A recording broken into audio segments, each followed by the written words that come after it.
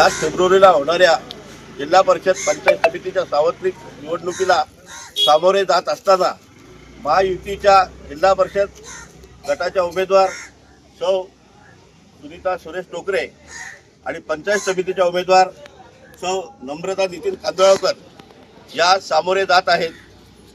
3 दिवसापासून महायुतीचा प्रचार सुरू आहे आणि प्रचारामध्ये नागरिकांकडून जो उत्स्फूर्त प्रतिसाद मिळत आहे तो आपण सर्वजण पाहतच आहात। याच्या मागचं कारण असं आहे की जिल्हा परिषदेच्या माध्यमातून जो झालेला नेरळचा विकास आहे, सुरेशदादा टोकरे जिल्हा परिषदेचे अध्यक्ष असताना नेरळचे रस्ते सर्व कॉन्क्रीटचे झाले।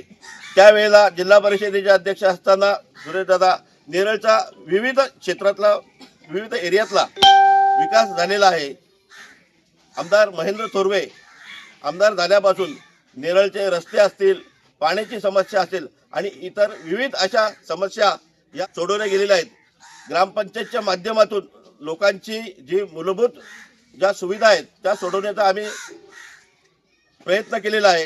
मी मतदारांना आवाहन करतो की त्यांनी या दोन्ही उमेदवारांना भरघोस मत देऊन विजयी करा आणि आपले प्रलंबित प्रश्न सोडवा।